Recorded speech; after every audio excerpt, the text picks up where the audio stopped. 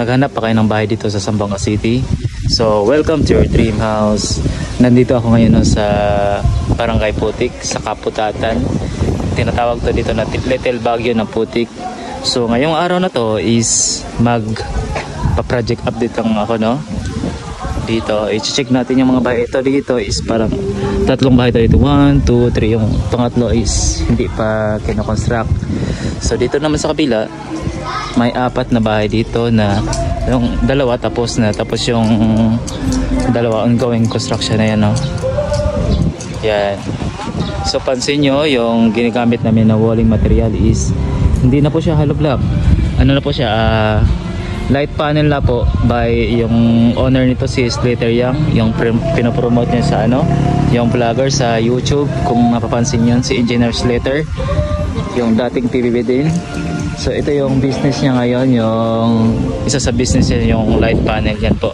Yung kagandahan nitong light panel na to, ito na kasi yung mas modern sa construction materials, unlike sa traditional walling material, yung hollow block. So ang advantage nito is na siya, fireproof, ready for painting, efficient partitioning, time saving kasi mas mabilis to i-install, high seismic resistant din, matibay siya sa mga earthquake. So waterproof, so lightweight lang din siya, unlike sa hollow block. So ngayon i-check muna natin itong isang bahay na to, kasi ito yung parang malapit na matapos dito ngayon eh. Check natin yung loob para makita, may idea rin kayo sa ongoing construction namin ngayon na bahay. Ayan po. Ayan, ito yung loob niya. Pinaganda na to ng owner dito eh. Ayan. Ayan. Hindi ba ang ganda? Ayan. May mga floated panel na pinagawa. Pina-additional yung owner. And that. So, pasok tayo dito sa tayo sa living, sa dining area. So, ito yung tawag nito, toilet and bathroom. Yan ito. So, dito yung sa kitchen extension. Yan ongoing sila ngayon, nag-install ng install sila ngayon ng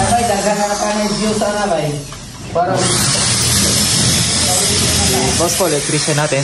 Bol, what's up? Shout out. Ito yung electrician. Gaganda ng mga wall panel ngayon, ha? Ganda ng design, tsaka yung tiles. Ganda. Kanina pala hindi natin napansin, ito yung pasad ng bahay. Yan yung pasad ng bahay. Ito yan, pasad ng bahay. So, pasok tayo dun sa second floor. Yan. So, sa second floor. Ito. I think ito yung master bedroom. Master bedroom. So, kaya na master bedroom. Ayan o. May ilaw na ba to? Mayroon ng ilaw. Ganda. Yun. Ayan.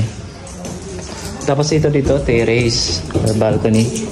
Dito maganda to, by morning or afternoon mag-coffee. Yan ang ganda dito.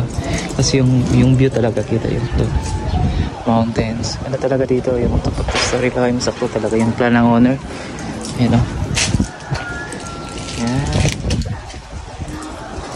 So ngayon, puntahan na natin yung ibang mga units. Dito, punta tayo sa balcony. Ito yung bedroom 2. May own CR din siya. Galing. So, bedroom 3 na pala to kasi may isang bedroom sa baba. Hindi natin pinasok kanina kasi may tao. I think may natutulog dun. Okay. Ito yung view pag nasa balcony ka dito sa kabila. Mahangin dito. Ayan. Pero mas maganda yung doon, yung sa kabila na terrace, yung or balcony. So baba tayo.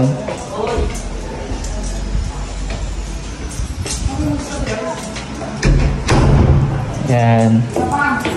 Okay, kaya kayo sa mga ongoing construction namin na bahay.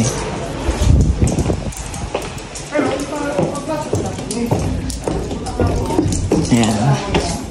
Baba tayo.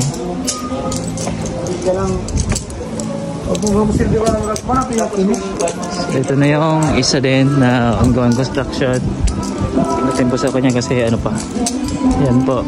Mga modern minimalist na yung mga bahay ngayon, no? Kasi ito na yung mga modern na ngayon design na bahay. Minimalist concept lang. Tapos dito may isa pa pero sold out na to dito. I think hindi pa approve sa bangko. Yan. So ano pala, no?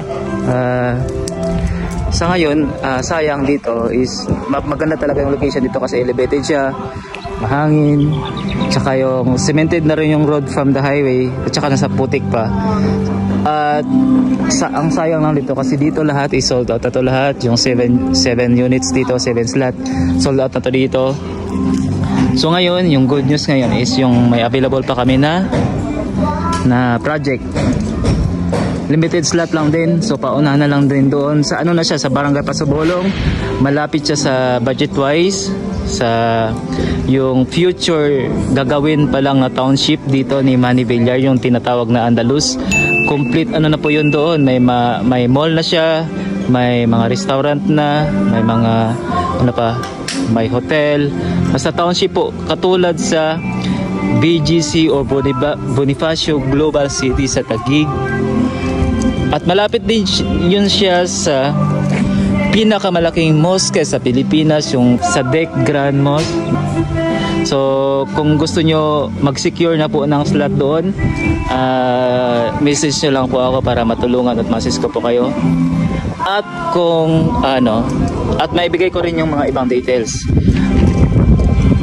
Ang mode of acquisition pala nito either cash basis or bank financing, dalawa lang po. So kung wala pa kayo pang cash sa bahay, ang good news is pwede kami magtulong sa inyo. Pwede natin idaan sa bank, ilo natin sa bank. So about sa processing naman sa bank is magtulong po kami sa inyo sa pag-process. Para hassle na po sa inyo, kami na po mag-process, yung office na. Magsabit na po kayo mga following mga requirements needed. Example, OFW kayo or local employee kayo or business, paki-message lang po ako kung gusto niyo mag-avail ng bahay, or kung OFW kayo or local employee kayo or business po, para ibigay ko po sa inyo yung mga requirements needed, at least ma-read nyo na po.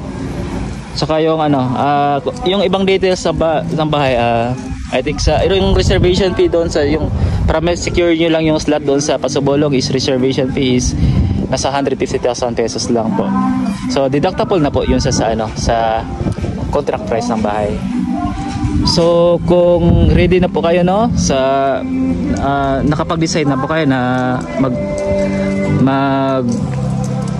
mag-avail ng bahay dito sa Zamboanga City, or dito gusto niyo manirahan sa Zamboanga City, message nyo lang po ako para matulungan ko po kayo, no. So yun lang siguro for now. Sa ibang details o sa ibang information, paki-message nyo lang po ako para kung gusto nyo po yung location doon sa Pasabolong. Yan po, kasi yung future development kayo sa Zamboanga City, doon na papunta nandun na kasi yung sa airport, sa Mercedes, nandun na kasi yung international airport, yung future international airport ng Zamboanga City, doon na po kasi sa Mercedes. So yun lang, my name is Sylvester,